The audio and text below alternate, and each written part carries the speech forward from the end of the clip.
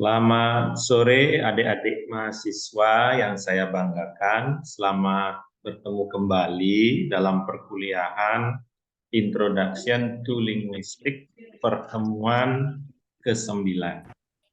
Jadi pada pertemuan hari ini saya akan menjelaskan mengenai tataran linguistik, sintaksis, dan wacana.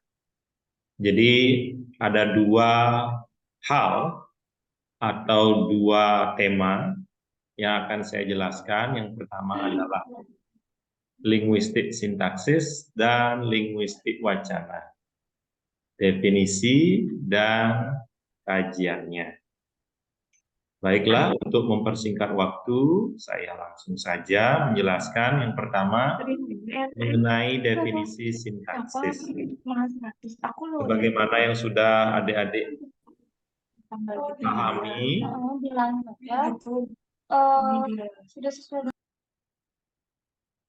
sebagaimana yang adik-adik sudah pahami dan pelajari, sintaksis adalah cabang linguistik yang mempelajari struktur gramatikal kalimat dan cara kata-kata disusun untuk membentuk kalimat yang memiliki arti. Lebih spesifik lagi, sintaksis mengkaji hubungan sintaksis antar unit-unit bahasa seperti kata, frasa, dan klausa dalam rangka membentuk konstruksi kalimat yang sesuai dengan aturan tata bahasa. Dengan kata lain, sintaksis mengeksplorasi cara kata-kata diatur untuk menyampaikan arti yang benar dan efektif. Jadi, Bapak boleh mengingatkan sekali lagi, sintaksis adalah cabang ilmu linguistik yang mengatur aturan penempatan kata yang baik dan benar sesuai dengan tata bahasa sehingga memiliki makna yang berterima. Jadi, sekali lagi, sintaksis secara sederhana dapat dipahami ilmu linguistik yang mempelajari tentang bagaimana kata, frasa, dan klausa diatur atau ditata sesuai dengan aturan tata bahasa yang baik dan benar sehingga bisa berterima dalam aturan sintaksisnya. Nah, setelah definisi sintaksis secara umum, berikut saya akan jelaskan definisi sintaksis menurut para ahli. Jadi para ahli yang memberikan definisi di sini adalah para ahli linguistik. Ya, bukan para ahli di bidang lain, ya. Jadi para ahli yang betul-betul memiliki kompetensi atau keahlian di bidang linguistik. Yang pertama di sini pengertian sintaksis dari Noam Chomsky. Beliau lebih dikenal dengan definisi sintaksisnya yaitu generatif transformasional. Dalam pendekatannya yang lebih spesifik, menyatakan sintaksis sebagai bagian dari tata bahasa yang mengatur bagaimana kalimat-kalimat dibentuk melalui struktur dasar atau D-structure. D-structure itu adalah deep structure atau struktur batin. Dan bagaimana struktur tersebut diubah melalui transformasi menjadi kalimat yang akhir atau surface structure atau struktur permukaan. Contoh deep structure di sini.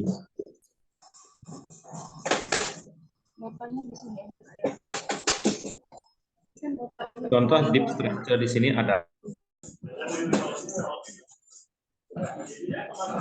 mohon maaf ya, tadi terjadi gangguan sinyal, tiba-tiba putus. Mohon di mute ini ya adik-adik, supaya tidak terjadi noise.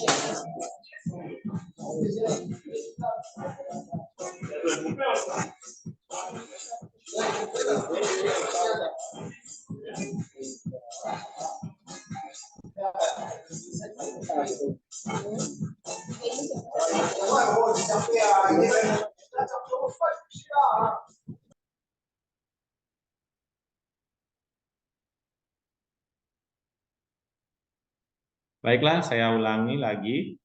Kita tadi sampai pada definisi sintaksis menurut para ahli. Jadi tadi saya ulang kembali dari Noam Chomsky. Jadi sintaksis sebagai bagian dari tata bahasa yang mengatur bagaimana kalimat-kalimat dibentuk melalui struktur dasar atau deep structure, dan bagaimana struktur tersebut diubah melalui transformasi menjadi kalimat yang akhir atau surface structure. Contoh deep structure ya, kita bisa lihat pada kalimat aktif dalam bahasa Inggris. Ya, contohnya Robert broke the glass. Ya, jadi di sana sudah jelas susunan kalimatnya ya. Subjek, predicate, objek, itu deep structure atau struktur batinnya.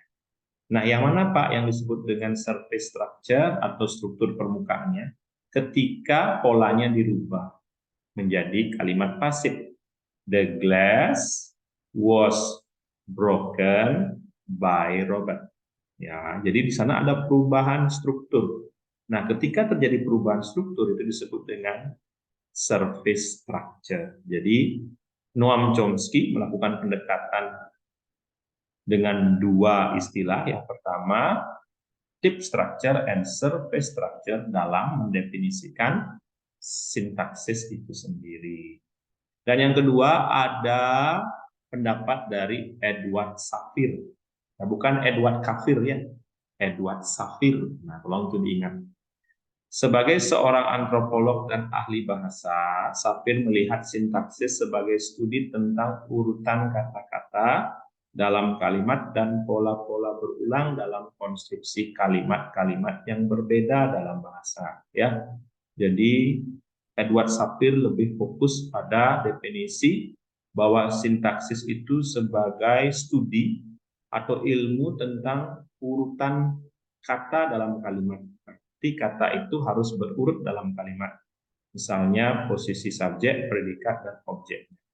Dan pola-pola tersebut terus berulang ya dalam konstruksi kalimat yang berbeda dalam bahasa. Berikutnya ada Leonard Bloomfield atau Bloomfield ya. Jadi Leonard Bloomfield ini adalah seorang ahli linguistik strukturalis. Bloomfield mendefinisikan sintaksis sebagai studi tentang struktur gramatikal dan aturan-aturan yang mengatur hubungan antara kata-kata dalam kalimat. Jadi Bloomfield melihat bahwa sintaksis itu tidak bisa dilepaskan dari structure ya. Kemudian grammar ya. Jadi aturan-aturan yang sifatnya baku dalam bahasa, yaitu tata bahasa dan struktur bahasa itu wajib diaplikasikan dalam kajian sintaksis. Nah, tolong nanti itu dipahami dengan baik ya adik-adik ya.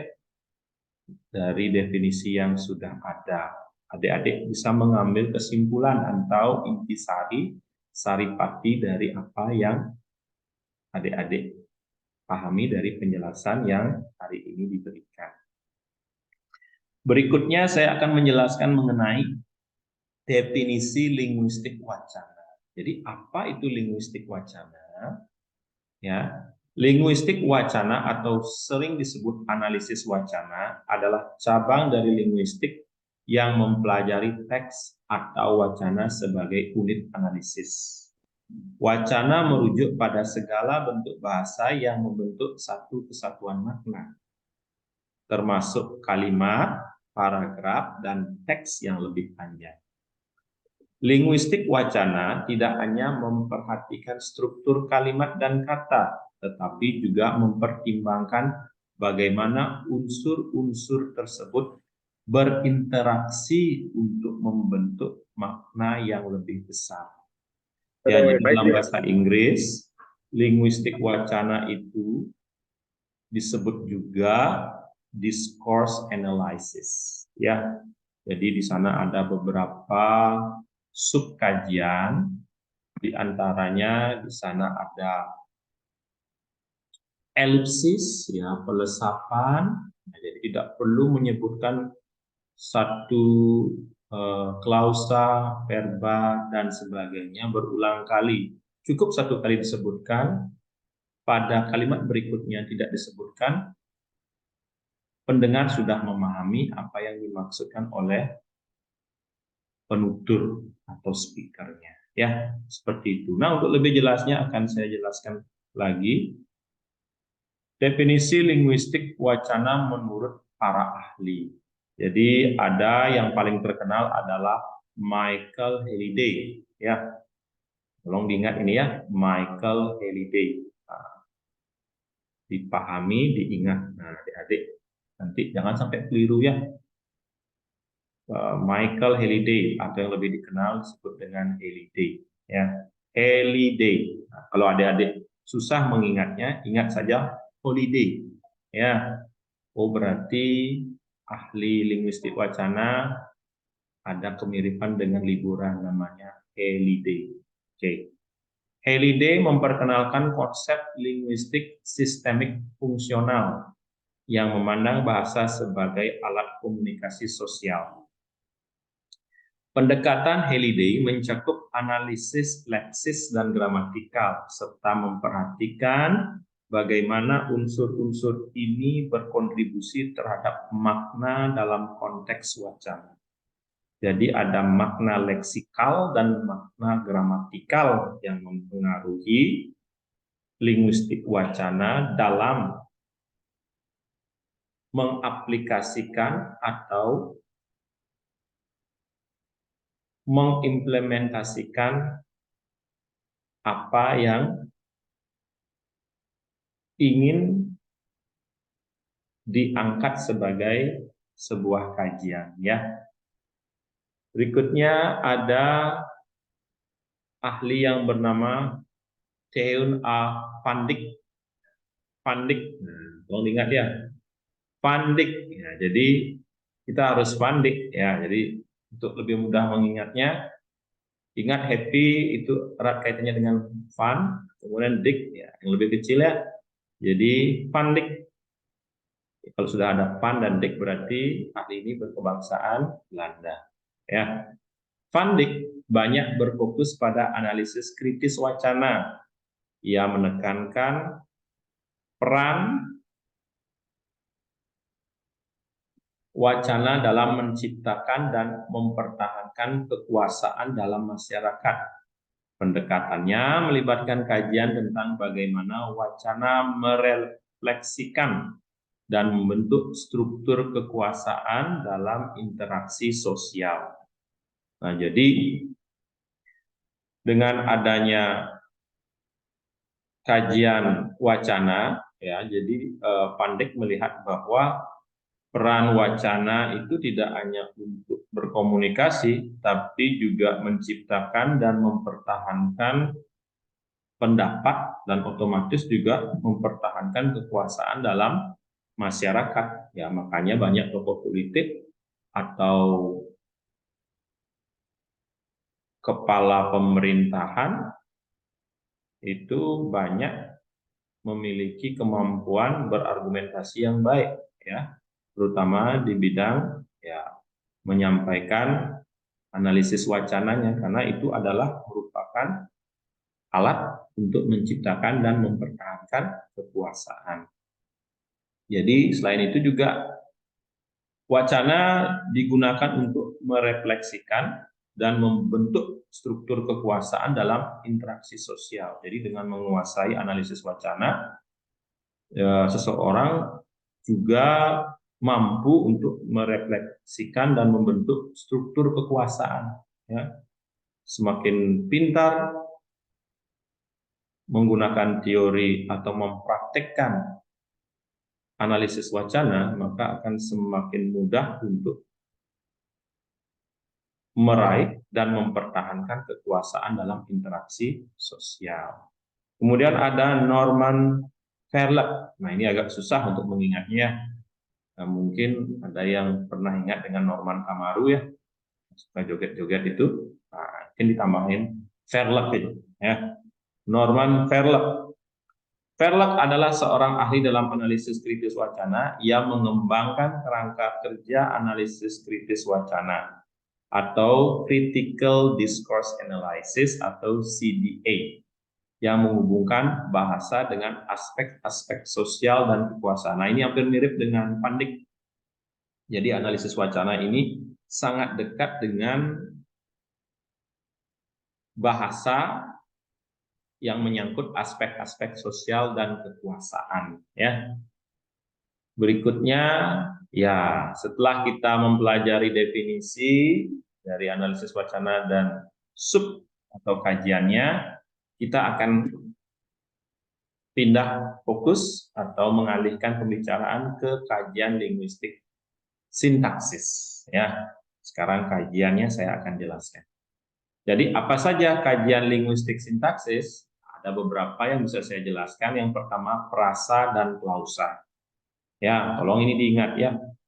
Jadi prasa adalah unit sintaksis yang terdiri dari satu kata atau lebih. Kajian sintaksis melibatkan identifikasi prasa-prasa dan cara mereka digabungkan dalam kalimat. Klausa, satuan sintaksis yang terdiri dari subjek dan predikat. Analisis sintaksis melibatkan pemahaman tentang bagaimana klausa-klausa digunakan untuk membentuk kalimat. Ya, jadi prasa dan klausa adalah kajian linguistik sintaksis. Nah, setelah adik-adik paham kajian prasa dan klausa, adik-adik juga harus mengerti prasa itu apa. Jadi prasa adalah unit sintaksis yang terdiri dari satu kata atau lebih. Ya, contohnya apa prasa? Mungkin adik-adik ada yang tahu apa prasa contohnya? Apa? Nah, itu nanti coba adik-adik cek ya. Nah, apa itu prasa? Kemudian apa itu klausa? Ada subjek dan predikat. Nah, nanti silakan adik-adik saya berikan tugas itu untuk mendefinisikan, kemudian mencari contohnya. Ya. Kemudian ada struktur kalimat. Nah, jadi sintaksis juga mengkaji struktur kalimat. Sintaksis memeriksa cara kata-kata dan frasa-frasa diatur untuk membentuk struktur kalimat yang baik. Ini termasuk pembahasan tentang struktur kalimat sederhana, majemuk, dan kompleks. Nah, ini silakan nanti adik-adik cari di referensi atau mungkin di Google ya, silakan. Apa itu kalimat sederhana, majemuk, dan kompleks.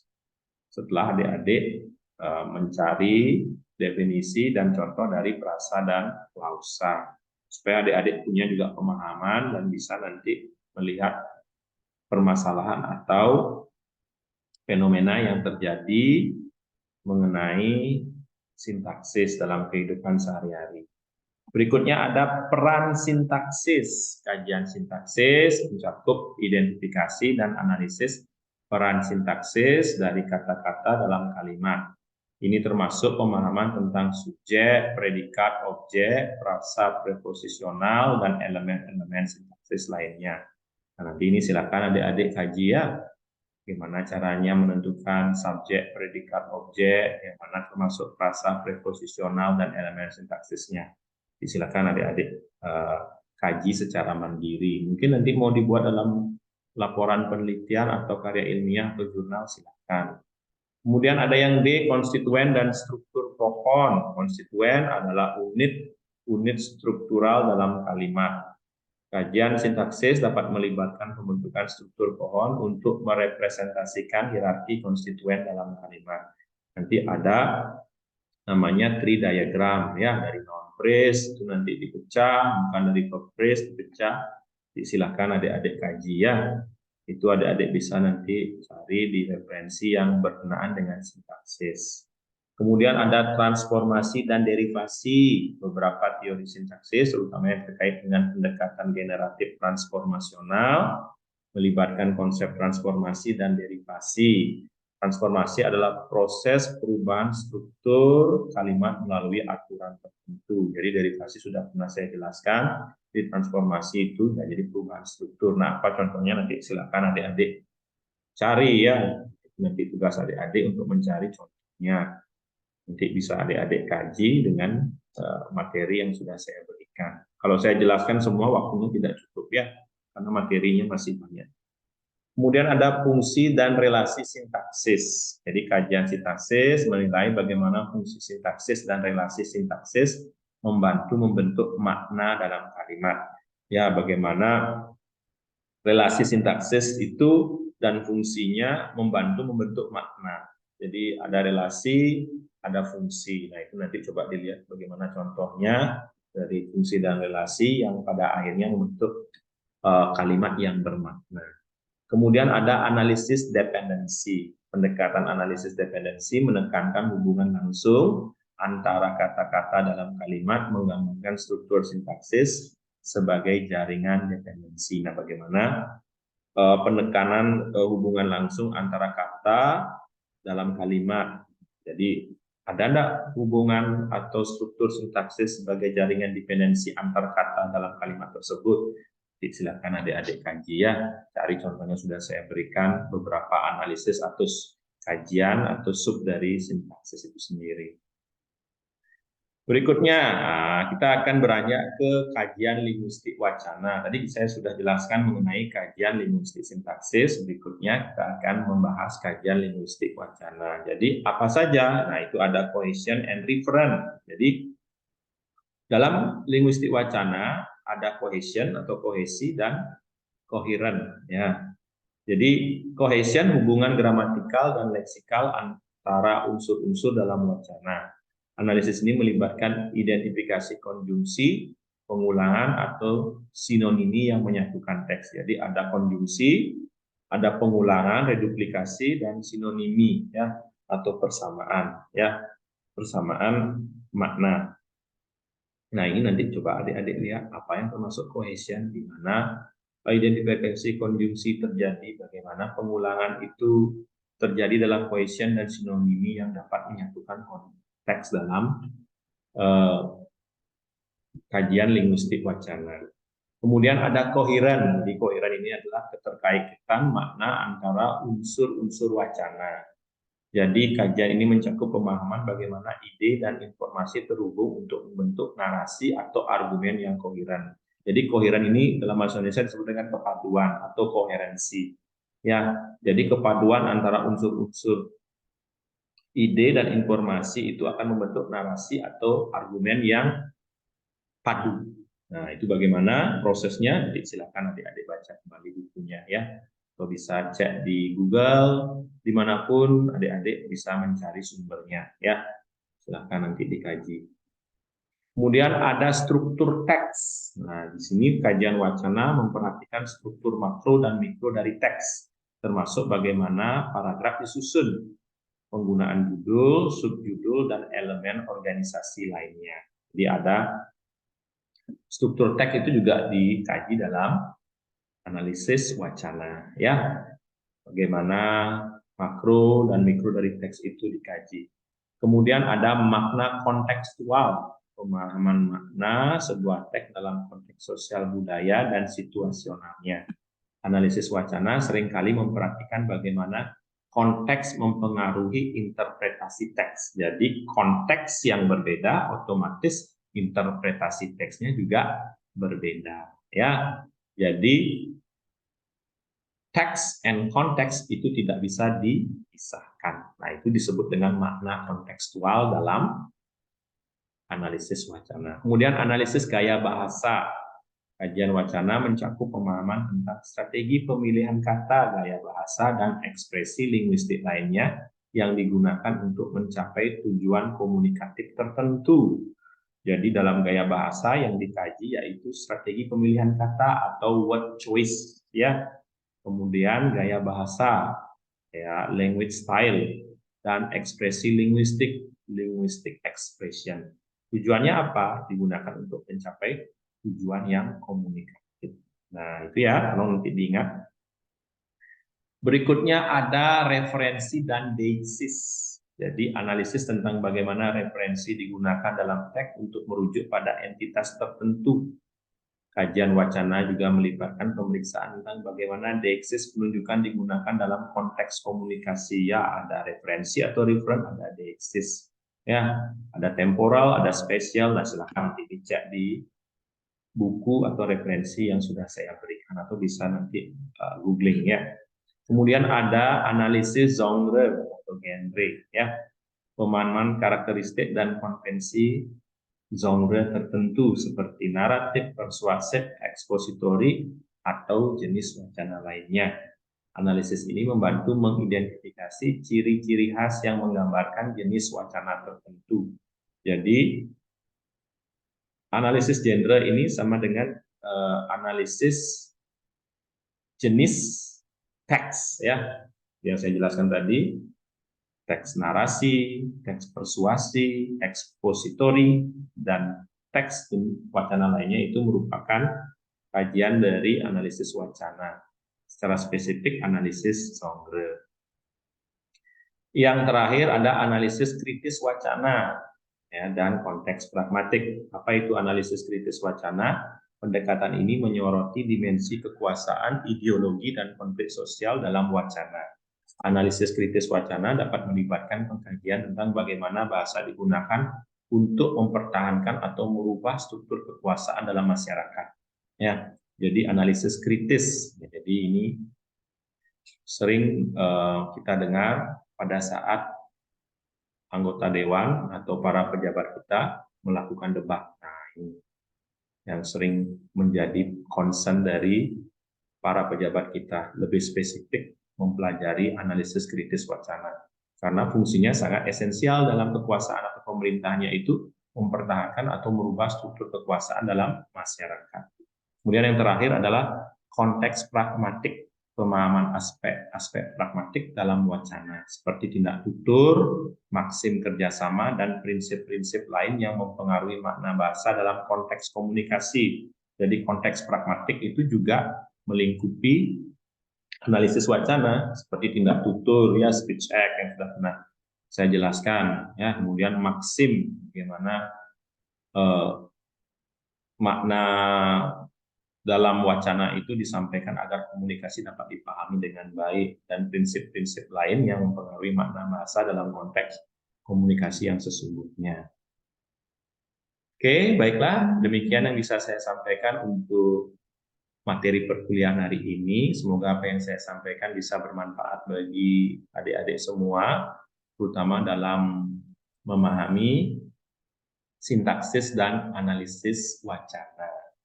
Jadi seperti biasa, di akhir slide akan ada tugas, nanti silakan adik-adik kerjakan, saya akan kirimkan melalui e-kampus. Mohon adik-adik yang masih belum paham atau belum mengerti penggunaan e-kampus, bisa bertanya langsung ke Pak Dimas atau datang ke kampus, karena aplikasi itu akan kita gunakan selama adik-adik mengikuti perkuliahan di Prodi Bahasa Inggris Universitas Bali Dwipa. Baiklah, sebelum kita akhiri, saya akan kirimkan link absensi di kolom chat.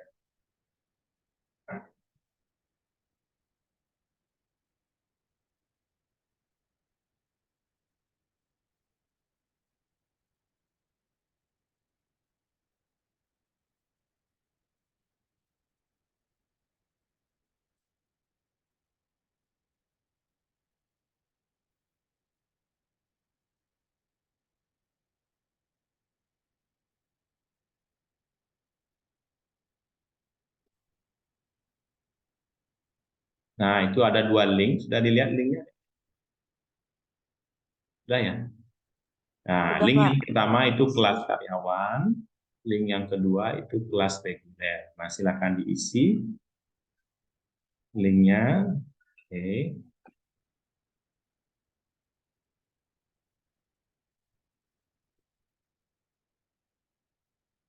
Ya, sambil adik-adik mengisi link, mungkin ada yang ditanyakan mengenai tugas mungkin atau penggunaan aplikasi atau materi yang saya berikan. Kita masih ada waktu kurang lebih 3 menit. Apa adik-adik sudah paham? Ya, mungkin nanti untuk lebih detailnya adik-adik bisa membaca referensi yang berhubungan dengan sintaksis dan kajian analisis wacana supaya pemahaman adik-adik menjadi lebih luas lagi. Karena dalam perkuliahan ini waktu kita sangat terbatas ya. Karena adik-adik juga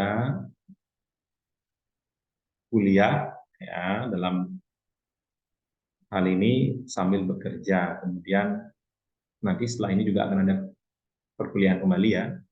Ya. Baiklah adik-adik, sudah selesai adik-adik mengisi absensinya? Sudah, Pak. Sudah, jadi kalau sudah, untuk perkuliahan Introduction to Linguistic hari ini akan saya akhiri. Semoga apa yang saya jelaskan pada perkuliahan hari ini mengenai sintaksis dan analisis wacana dapat bermanfaat bagi peningkatan pemahaman adik-adik pada kedua bidang linguistik tersebut. Akhir kata, terima kasih atas perhatian dan kerjasamanya. Sampai bertemu minggu depan. Jangan lupa dikerjakan tugasnya dengan baik dan benar dan dikumpulkan tepat waktu melalui aplikasi e-kampus. Salam sehat selalu. Sampai jumpa minggu depan. Terima kasih.